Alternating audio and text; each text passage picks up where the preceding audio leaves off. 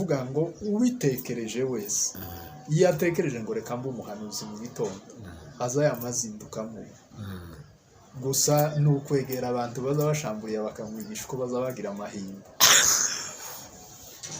yamara kuyasobanukirwa hari ahantu numvise ngo usitanga igihebe bakakubwira ibyo uzoza wikora ukabyikora wabyikora ukagenda wiba imihana buriya nimba mubona abapfumu barya imitungo y'abantu nta kindi kintu cy'igitangaza abapfumu bagira ni ukumenya amahirwe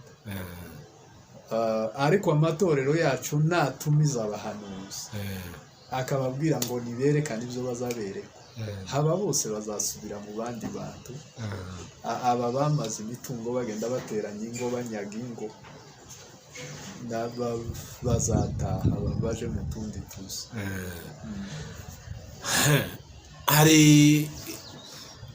wenda sinzi ko nakabajije reka tuvuge ko umuntu yagize ikibazo wandeze igiheko yaracohereje kirinjira muri matera neza indani karyama nkabyuka nta mahoro ariko wowe ukabyerekwa bigasaba wowe gukoresha mekanike ukazana mu gituga satura hagati yawe n'uwabiriya ninde ufite ubuhanga bukomeye mbivuze muri angle yuko isi bivuga biba bigaragara ko uwatumye igiheko kikinjira badatemye amatara n'urinda kuyatema biba bigaragara ko uwacohereje arusha imbaraga uwagiye kuyatema. Twongeye kubaramutsa nshuti bavandimwe aho muherereye mwese ku isi wenda we ni ubwa mbere ukurikiye iki kiganiro cyangwa ukurikiye ubushitsi wacu dufite hano imbere kuri ubwo rero reka tukwiyegereze tugusaba gukora subscribe no gutanga ibitekerezo ku kiganiro tuza kugirana na mwene data. Kuri ubwo rero yotangira twibwira kugira ngo tuze kuganira. Mwaramutse. Mwaramutse neza. Yego ni amahoro. Nitwa Nkurunziza Gisindo, nkaba ndi umushumba, nkaba n'umuvugabutumwa. Ukaba ukorera muri kanisa, muri hedini? Sengera muri sepake. Sepake? Sepake mwaraye mutubabariye bakaneza. Ayo makuru ko turayumva ko baraye barangije ikibazo cyabo, ni ngaho bazatwohereza linke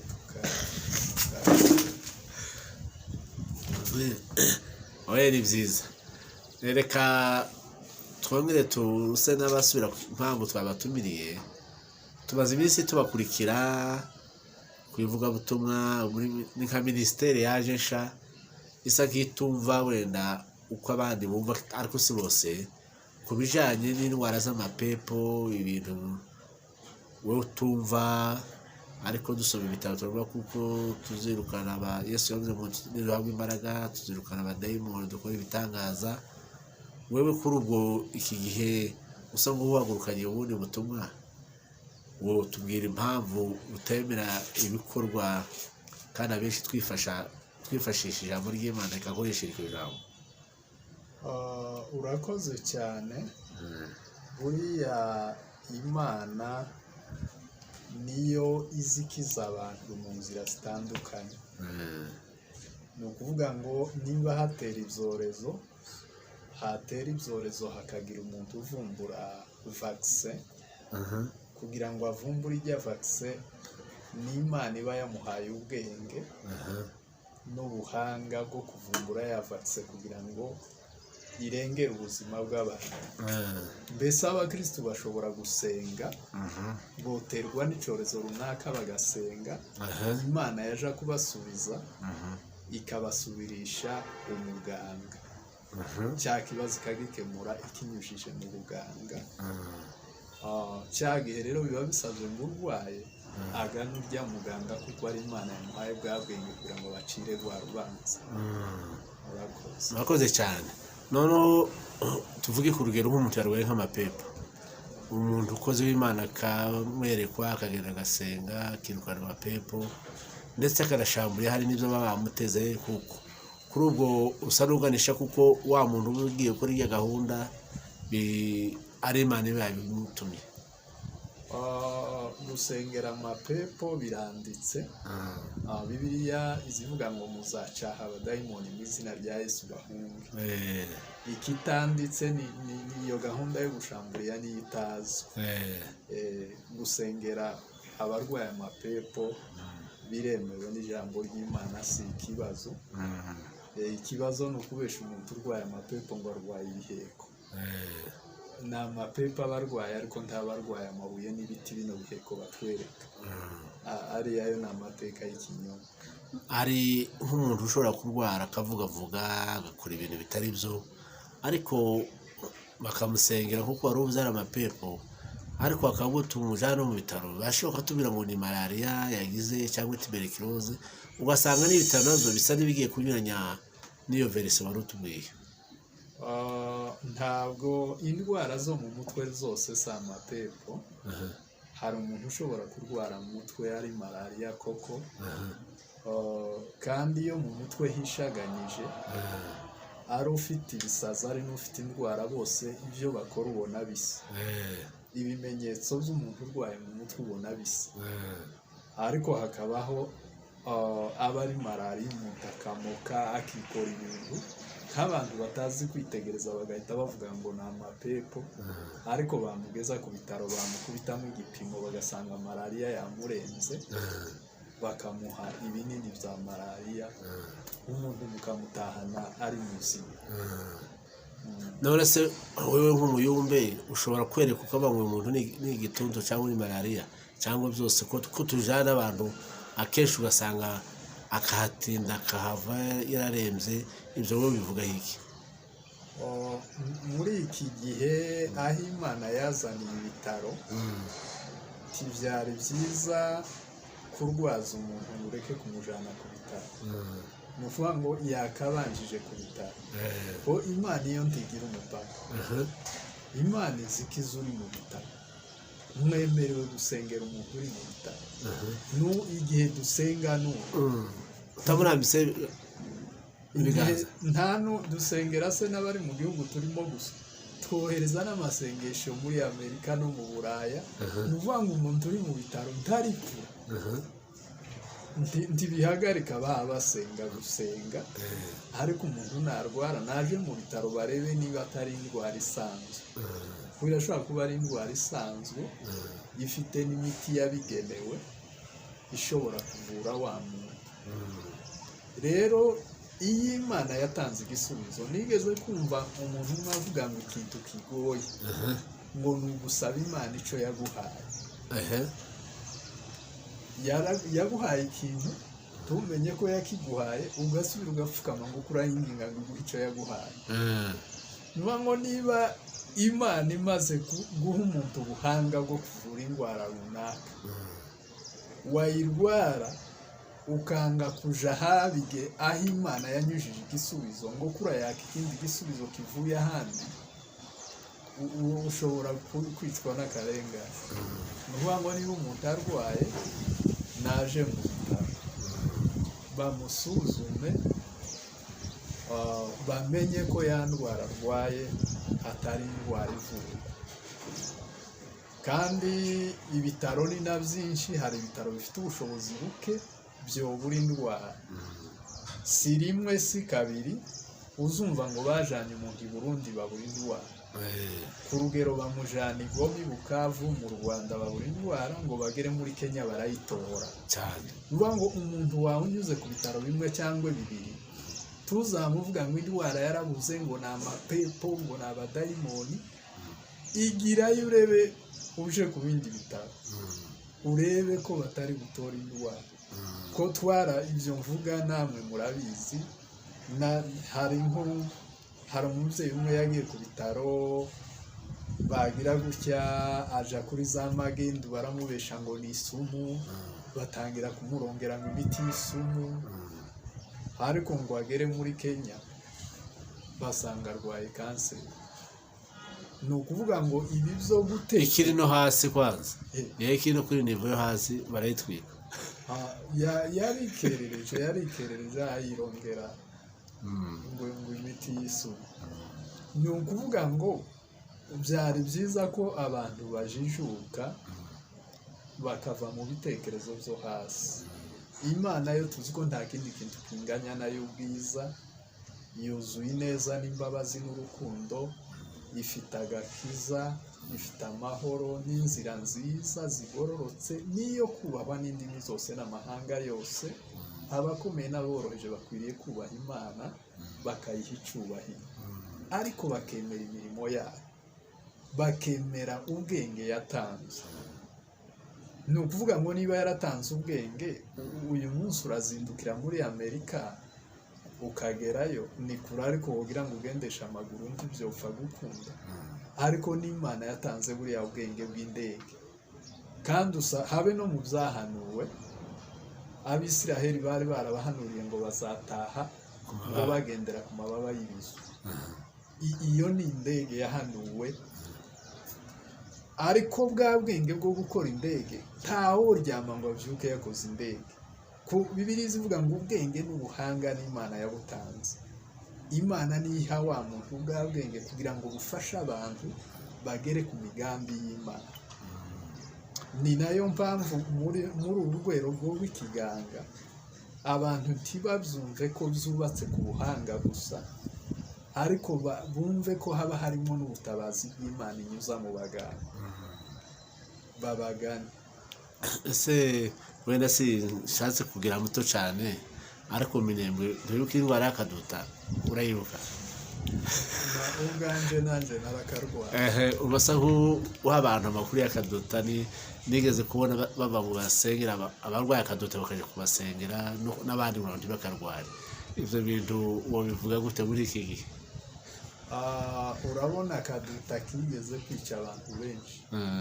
N'igihe vagisije bamwe barayanga kubera urugero rw'imitekerereze iri hasi. Ese bagize bayanga ngo bashingiye kuki? Bavuga ngo rero ngo ko barabatera indwara, ko bateraga umuntu akaba nkushushigo, bagahita bavuga ngo ko baramutera indwara. None se nyine muri vaccine indwara bagutera keya? Urabyumva nyine vaccine izari akaduta umuntu akarwara rimwe. Ino vaccine rero izari akaduta ariko gafite intege nkeya, katari bukwice, katari bukwangirize, kubera ko kanyuze mu mubiri. Noneho akaduta kaza kagasanga kerewe warakize kagatambuka. Aho none tuvugize wenda tutaye nk'urugero ko cya gihe nigeze mbona abantu bagenda bahungisha abana. Ibyo byagiye biba ko mu mihana y'abaturanyi. Twebwega ibiheko abayumbe baje kubiducengezamo ubu nyine nyuma, ariko ba sogokuru ntabwo ntibabyemeraga. Ibyo bari bazi by'imandwa no guterekera, abaturanyi nibo bagiraga amakuru y'ibiheko. Iyo akaduta karazaga kica abana mu mihana, ibyo bakabipfa bakicana, abandi bagahunga ngo ni ababo bahaba bicisha ka kaduta. Ariko rero biteye isoni cyangwa birababaje. Birababaje. Aho biteye isoni kandi bibabaje ni igihe usanga ibyo abantu batekerezaga kera ubona by'ubujiji, ugasanga abantu aho bigiye ko barasubira gutekereza ibyo batekerezaga bakiri mu mwijima. Ariko abantu bari bakwiriye gutera intambwe mu bitekerezo, bakamenya aho isi igeze, bakava mu tuntu tudafashe. Mu minsi ishize nabonye umuntu yerekwa yambura umuntu ikirato, akuramo ikintu twita mu rurimi rw'ikirato, azana urwembe arakeba ngo akuramo ikintu bamuteze. Ibyo bintu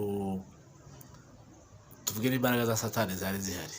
Ese ntawosenga ngo sinzi ko nobyita nawe akore nk'uwo ukuntu yabikoze ntubimenye, nta kumuyumbe w'uwo bikora nanjye simbimenye ko ari icyabaye kugira ngo wenda bitanangiriza mu mutwe.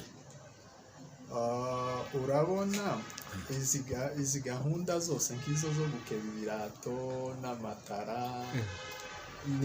ni ikintu cyo gushaka uko barema ubwoba muri wewe, kubera ko iyo basenze gusa nawe ubuzi ko nawe uzi usenga, ariko bagashaka gukora ikintu kigaragaza ko ari surnaturel, kugira ngo bagusigemo ideni ryo kuzubiyambaza.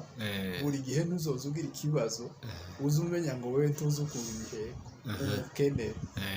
Ariko uburyo bwo gusengera abarwayi bugenwe n'ijambo ry'Imana ni ugusengera gusa umurwayi, nta komantere, nta na gahunda, bene izo ngizo izo ntizibaho. noneho ushatse ko dukora nko mu bitaro, uzi ugenda bashika bakakuvura, mwaje bakabandikira ugasohoka utiruje kubaza dogiteri ati se dogiteri byagenze gute, nta mwanya ushatse ko tubaka kuriya gusa ugenda bagusengera aho mutaha nta kubaza cyangwa mbe mugari w'abasore. Pawulo yaravuze ngo mugere ikirenge mu canje ngo kuko nanje nakigeze mu cya Kristo. Ni ukuvuga ngo uhereye ku bahanuzi ukagera kuri Kristo ukaja no ku ntumwa zazuye abapfuye, zakijije abarwayi, ariko nta muntu n'umwe babwiye aho indwara yiwe yavuye n'icyayiteye. Umuntu uzi usuzuma aho indwara yaturutse ni muganga, kugira ngo amenye niba ari imibu yakuriye, apime amenye ubwoko bw'indwara kuko ufite ubwoko bw'umuti. Ariko Yesu we ni umuti w'indwara zose. Nuba ngo iyo aje gukiza ntazabanza gushaka ngo amenye ngo koze naho yavuye n'ikiyitera. We gusa urambikaho umuntu ibiganza akaba muzima, ukamubwira agataha amahoro. Hari ijambo uvuze ngo Abisirayeli bari barabwiwe ngo bazataha ku nyoni, sinzi ngo ku kizu y'ikizu. Reka mbaze ijambo bitoya. Hari igihe umuntu arota inzozi, karota wewe bwaca sinkuramutse, cyangwa karota ibindi bitahuranye n'ibyo. Ese ubuhanuzi ko buza ushobora kwereka ibintu ariko simenye icyo bisobanura? Ni kenshi cyane iyo ubona mu iyerekwa, akenshi ibyo uruzi ibyo uhaye ubona ntaba ari byo. Ko iyo tugiye mu mateka wumvise ko umuntu yabonye abantu bataha ku mababa y'ikizu. Ikizu ni inyunda muri bene wacu, ariko yari indege. Ubundi kandi tukabona mu iyerekwa hari umuntu wabonye izuba, abona inyenyeri, abona n'ukwezi, abona byose byikubise imbere ye. Yosefu. Ariko izuba yabonaga ntiryari izuba, ukwezi yabonaga ntikwari ukwezi, n'inyenyeri yabonaga ntizari inyenyeri. Izuba yarabwiwe ngo izuba ni so, ukwezi ni nyoko, inyenyeri 11 wabonye ni bene so 11.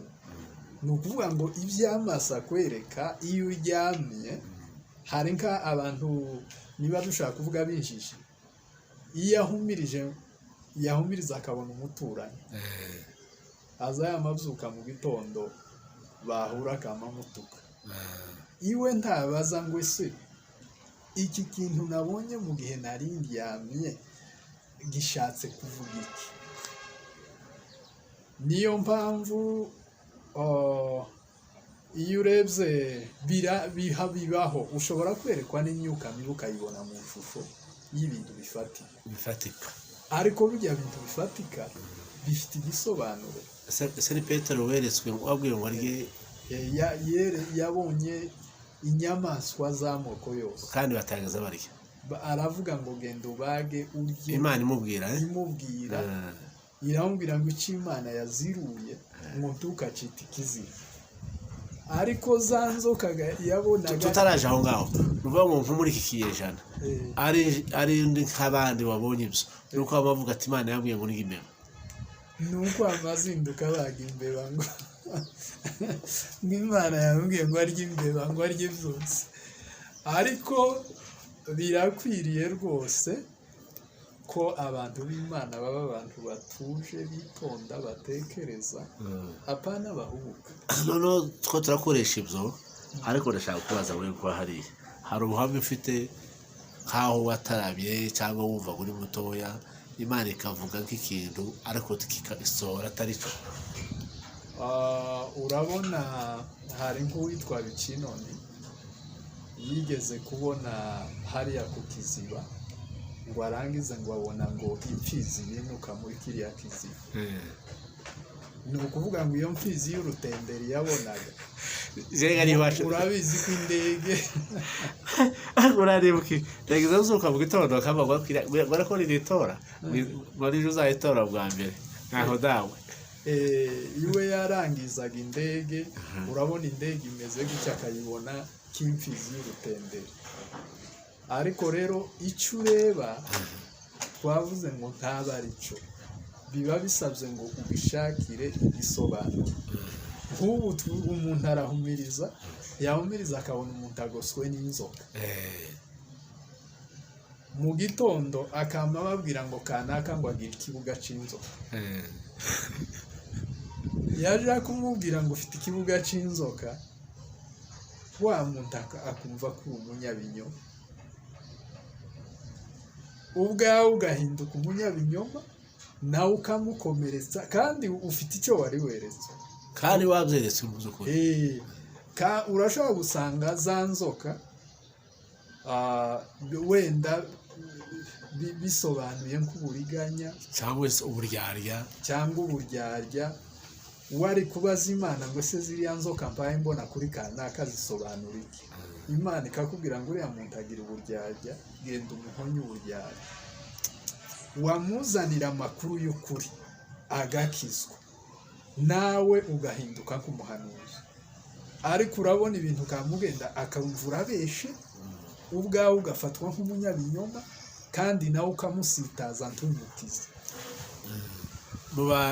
niba mu Efeso bavuga ngo bamwe yabagize abahanuzi abari bene kubuko ariko ugasanga abantu benshi bakunda kuba abahanuzi. Utekereza ko ari kubera iki pastor? Ni kayisa gifite donc tuvuge nk'amagarade kuba umwarimu ukaba umuvugabutumwa ukaba bene uko ariko minisiteri y'ubuhanuzi mbona je wari yose ni kayo ufite k'imbaraga nawe ndatekereza ko Imana ikubajije ari wowe kwitora. Impano yo guhanura ntabwo ni nziza pe. Yaranavuze ngo mwifuze impano zose ngo ariko cyane cyane mwifuze guhanura. Na turi kumwe rwose n'abahanura. Ikibazo ni uko abantu bigirabo umuntu akigira umuhanuzi kandi atari cyo kibazo. Ariko umuntu afite impano y'ubuhanuzi izayubaka itorero, izayubaka imiryango, izayubaka imitima y'abantu. Okay, reka mbaze ikindi kibazo gatoya. Ese kubera iki hajemo ibintu bisa no gushaka kumvisha abantu ku mbaraga, abandi bakavuga ati kuva umuntu aravuga ati impano y'ubuhanuzi yanishyuye itike y'indege sigaye bamwe azavuga ko asigaye yambara amahuzu meza itungiye abana, none bigasa nkaho wewe usa nk'ushatse kutubwira ati abantu bahumuke wenda bizatuma abahanuzi bagabanuka. Tubona ko usa n'uteje inani mu bantu wenda hari abo bituze. Burya ikibazo cyose kiza kubera impamvu. Nimba mubona abahanuzi b'ibinyoma bashaka kuba borenga magana biterwa n'ubuyobozi. Ubuyobozi ntabwo bwafashe gahunda nziza. Buriya iyo umuntu ari umuyobozi w'itorero ayobora inzego zose, ariko abahanuzi mu matorero yacu ntibagengwa n'ikanisa. Ni ukuvuga ngo ubitekereje wese iyo atekereje ngo reka mbe umuhanuzi mu gitondo azayamazindukamo. Gusa ni ukwegera abantu baza bashamburiye bakamwigisha uko baza bagira amahirwe. Yamara kuyasobanukirwa hari ahantu numvise ngo usitanga igihebe bakakubwira ibyo uzoza wikora ukabyikora, wabyikora ukagenda wibimihana. Buriya nimba mubona abapfumu barya imitungo y'abantu nta kindi kintu cy'igitangaza abapfumu bagira ni ukumenya amahirwe. ariko amatorero yacu natumiza abahanuzi akababwira ngo niberekane ibyo bazabereka, haba bose bazasubira mu bandi bantu, aba bamaze imitungo bagenda bateranya ingo banyaga ingo bazataha baje mu tundi tuzi.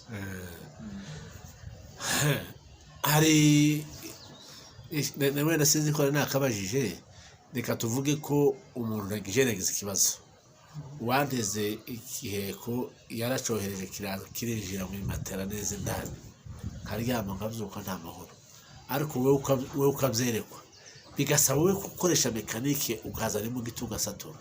Hagati yawe n'uwabiriya ninde ufite ubuhanga bukomeye?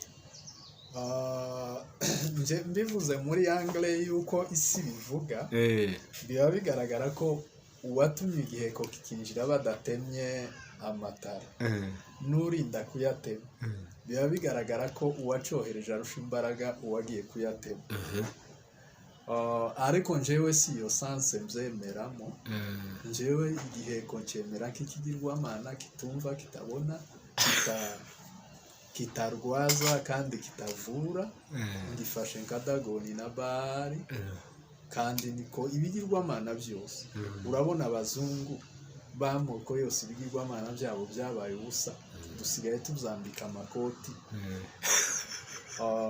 Byari bifite amaso, bifite n'amazuru n'amatwi, ariko twarabihebye ko bitumva. Ubu biri ku isoko ko turabicisha izindi manza, tubikoresha tudandaza, tukabiha abana bakabikinisha. Ubu nyine ni udupopi tw'abana bakinisha. Nabwiye abantu ngo nuko ibiheka ari ubucafu, iyo tuja kuba nk'utuntu twubakitse neza, ubu nitwo abana bacu baba bakinisha. Ariko rero kumva ko imana z'amoko yose zidakora, ariko tukumva ko imana y'aba baturanyi bacu muzi n'urugero rw'ubuhanga bwabo uko rwanganaga, ngo dufate ngo imana yabo niyo izikora.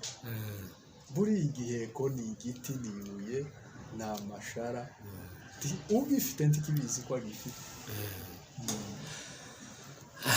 None dusa n'abagana ku musozo, hano hari nako niba tuba tubikora kuja gusengesha. Iyo jambo warizi cyangwa ntukiryumva? Icyo byari bigenwe mu ijambo ry'Imana, ihoreza rivuga ngo nimba urwaye utumira abakozi bakurambikeho ibiganza uzakira. Ibi uzi usanga abantu bafite ikintu ngo kimeze nk'ibitaro. Nta bitaro by'ikanisa bitari ibi bisanzwe.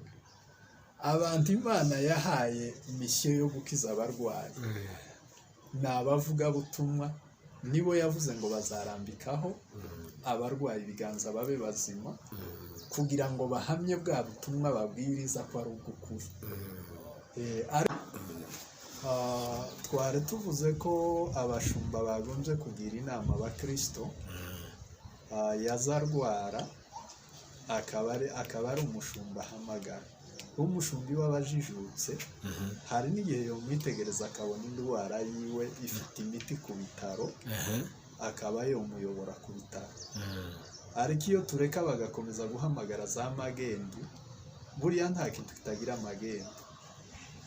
Kandi magendu baguha imiti batazi indwara urwaye, kandi magendu zivura nabi. Ni ukuvuga ngo iyo habaho imana y'ukuri, haba n'ibigirwamana. Iyo hari abakozi b'Imana, haba n'abigira abakozi b'Imana.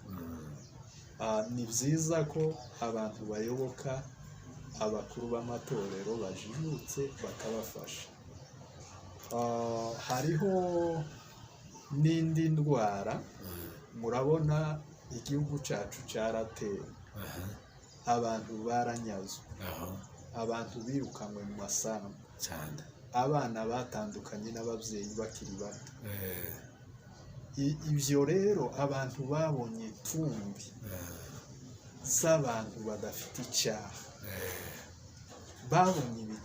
babonye inkomeri z'abantu badafite icyaha, babonye amazu atwikwa, ibi byose rero kubihuza hariho ibintu bitera abantu trauma uvuga ngo abantu barwaye mu mitwe bamwe bigunga abandi basakuza bisabye ko bitegereza haba hari abarwaye za trauma bashobora gukorerwa kansaringi bakanavurwa nta bibazo byose abantu bagomba kubyerekeza ku mapepo kuko byose ntabwo aba ari amapepo bisa muri iki gihe abantu dufite bacu bajijutse icyatumye mujijuka ni ukugira ngo mufashe bagenzi babo ni ukuvuga ngo uremera ushatse kuvuga ko kubera umuntu ashobora kwigunga akarwara indwara zitewe n'ibyabonye kandi bifite amasinya asa nkaho afite yaturubuye kujya kwa keza tubivuga urumva twavuze ngo indwara zo mu mutwe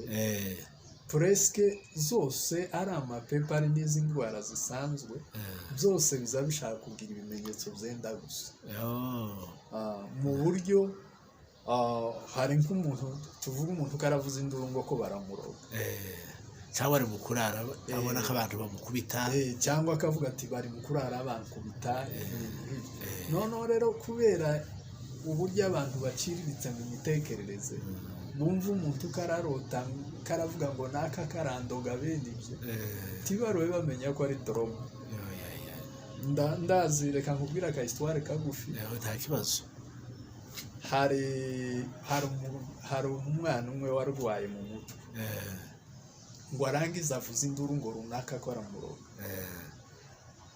ba bantu bama batora umupanga baravuga ati uyu mwana apfa nawe tukwica nuko avugije induru ngo arangize arahoha ngo amare guhoha asa n'ugaruye ubwenge ngo agarure ubwenge baramubaza ngo ese wari kuvuga gute arababwira ati ntabyo tiwari kutubwira ngo naka agiye kukwica tipi ngo bamujane ku bitaro basanga ni malariya barayivura arakira tekereza ni ukuvuga ngo iyo ya malariya imwica wa muntu yaza avuga bamaga bamutemagura bari bateguye umupanga tekereza ni ukuvuga ngo haracyariho imitekerereze iri hasi abantu bakeneye kubona abantu babafasha mu buryo bwo gutekereza urakoze cyane hariho ibibazo bihari murabizi kuko bivuze twabonye ibintu byinshi hari umuntu wabonye abantu be bapfa hari umuntu wanyuze nk'amagana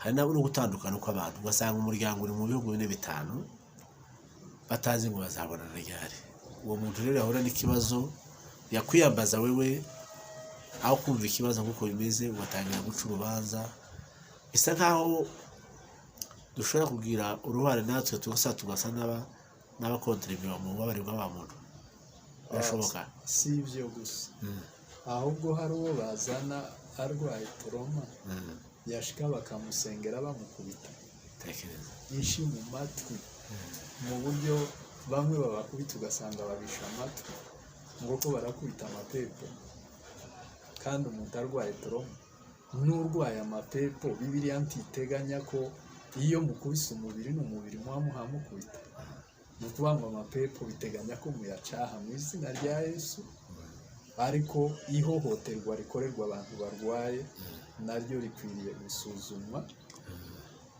hari umwana wambaye ubuhamya ukuntu bamukubise arwaye ubu yarakize ariko azagendana agahinda yakubwiye ko byagenze gutubera tumuvuga izina kubera inyungu ze mu magambo magufi yarwaye iki yarwaye trauma ngo amare kurwara iyo barakubwiye ikibazo yari yahuye naco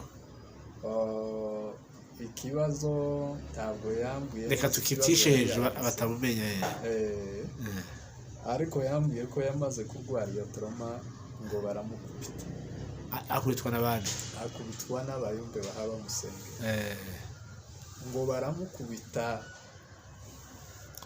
bukeye yumvishe nk'akenge kagarutse buke aravuga ati reka ninginga Imana njeni aragenda abwira Imana ati Imana ngirira imbabazi Imana iramwumva imugirira imbabazi ubu ni muzima ariko yari mambwira ati nyabuna mutabara abarwayi aha hanze hari abantu baza babahohotera biteye ubwoba wazabaha n'amandiko mu bayakanje ibyo byose ko turavuga ngo turigisha turi gutsindaga ibintu kugira ngo abantu bakizwe kurongera umuntu wino hari n'igihe ushobora gusanga hari umuntu wayo ayazanira umuzungu ngo arangize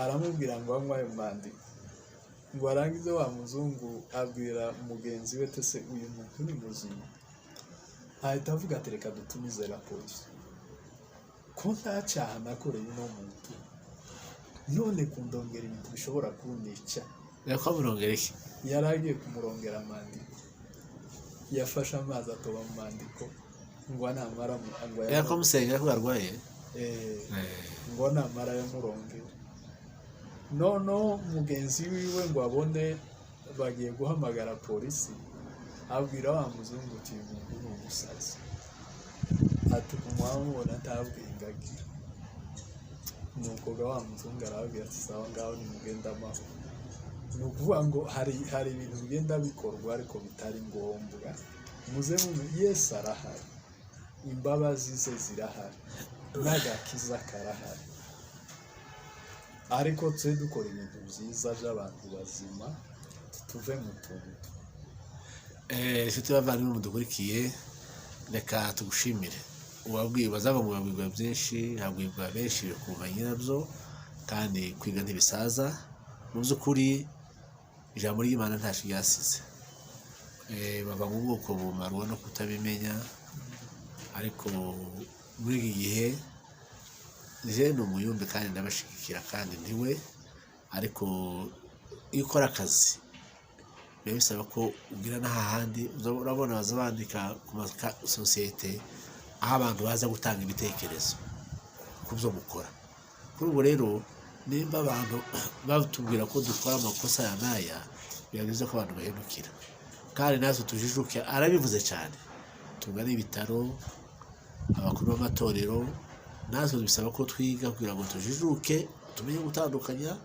indwara kugira ngo tubatume mu bitaro kuko ibitaro nabyo wavuze kuko ari Imana yabahaye buriya bwenge sinzi ko umuntu azarwara iryinyo ngo aje bava ngo basengere simbe mu by'ukuri tujijuke turashimire nakagaruka murakoze cyane.